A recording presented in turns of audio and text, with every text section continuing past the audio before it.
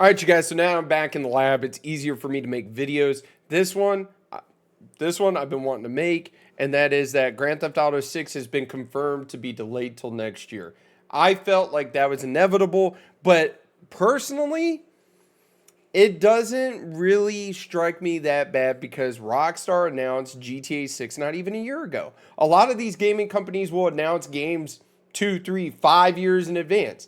Grand Theft Auto 6 was speculated to be around for the last 10 plus years, but we got the confirmation about a year ago. So let's talk about this, guys. Grand Theft Auto 6. This is excuse me, from the official Rockstar Games website. It says Grand Theft Auto 6 is now coming March 26, 2026. The way I look at that, with this being put out there that, hey, it's coming May 26, 2026, we actually have an official date as to when Grand Theft Auto 6 will be launching. Sorry, my allergies are kicking my butt. Grand Theft Auto 6 is now set to release May 26, 2026. We are very sorry for this is later than you expected.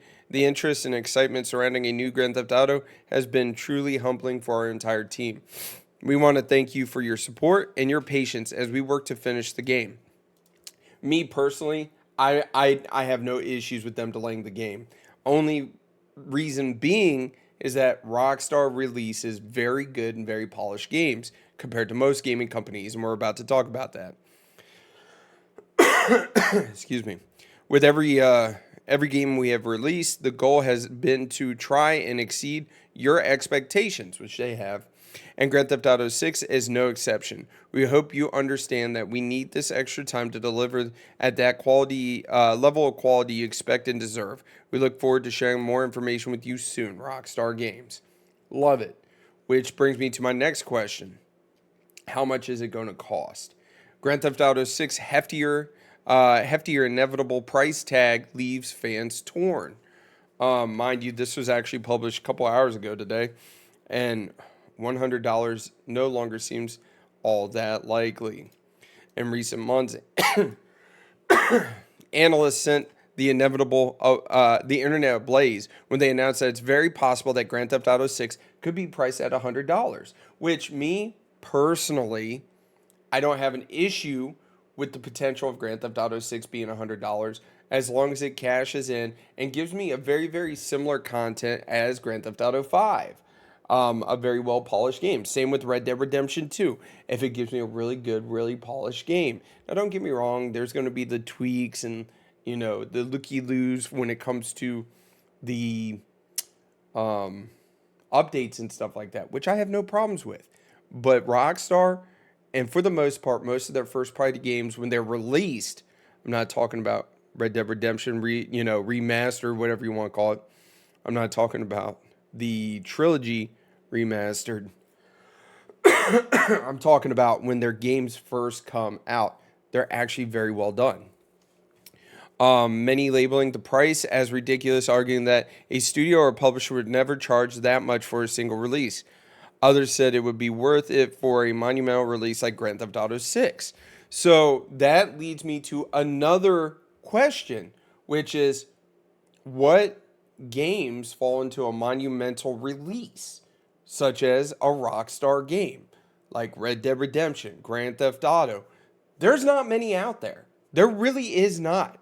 Most games are just, released and then patched until they're good, which I don't think should be a thing in my opinion. Anyways, let's continue on. I can somewhat understand that the latter thinking, but you have to remember that whether they fall into the monumental category or not, if Grand Theft Auto 6 charges $100, you best bet other titles will follow suit. 100%. 100%. Because you look at quadruple A games, right? Such as Skull and Bones, that, in my opinion, was a massive flop. Didn't really cash in what they offered. Really not a great game. Was charging $70 before most places were. While $100 is looking a tad more likely. And this console generation AAA titles releases have typically retailed for $70 on Xbox and PlayStation, with Nintendo charging between 50 and 70 depending on the title. With the release of the upcoming Nintendo Switch 2, though, Nintendo would be charging $80 for major releases, exceeding the price of the PlayStation 5 and Xbox Series X and S. This is something I have an issue with when it comes to Nintendo, is they don't ever really put their games on sale. Most of their games stay at a, $80, $70, whatever generation it is, price point. They never go on sale. Well, this exceeding PlayStation 5 games actually, as Microsoft just confirmed that later this year, Xbox will be also charging $80 for major releases. Do I agree with that? Absolutely not. Fable and Perfect Dark are two games that spring in mind that I assume will fall into that $80 category. I agree with the article, which is those two franchises, Fable and Perfect Dark, probably will come into that $80 price point for games. The issue I have is Fable and Perfect Dark are two franchises that have been on ice for like 20 years. There's no way in hell a lot of people are going to go out there, shell out the $80 to play the new Fable, the new Perfect Dark, because I don't see people chomping at the bit to really go out there and get these games. My opinion. Honestly, I'll be shocked if we don't eventually see a similar move from PlayStation, but with pre-orders having already gone live for October Ghost of Yeti, which remains at the $70 mark, it's clearly not something that is on the way just yet. As most AAA console releases are now charging $80, though, it's practically guaranteed that we won't see a GTA 6 land for cheaper than that. It also doesn't make that $100 possibility seem all that far off, which it doesn't. As you can imagine, fans have plenty of thoughts on this. The precedent has been set. Grand Theft Auto 6 coming, $80 is inevitable. And then really sucks because there's no other $80 game will even be close to Grand Theft Auto 6, but publishers will insist on pricing it the same. Jimmy Jamble is 100% right. Like, there's going to be companies out there that are going to be like, I think I deserve $80 for this game. Most Call of Duties. I don't think a Call of Duty, like, in the last 5 years probably, has been worth more than $30. Like, they need to really up their games. Now it's up to Rockstar to give us the final confirmation, which won't land for a while GTA 6 is now slated for 26th of March 2026. Which brings me to another talking point, which I thought was kind of funny, is since it has been delayed, the gaming landscape actually was bracing for this, right? And there's been a lot of games over the last couple months that have been either pushed forward or pushed back to avoid Grand Theft Auto 6, which just got announced for next year, middle of next year. I know they were talking about Borderlands 4 got bumped up a couple weeks because they were worried about Grand Theft Auto. I'm trying to remember.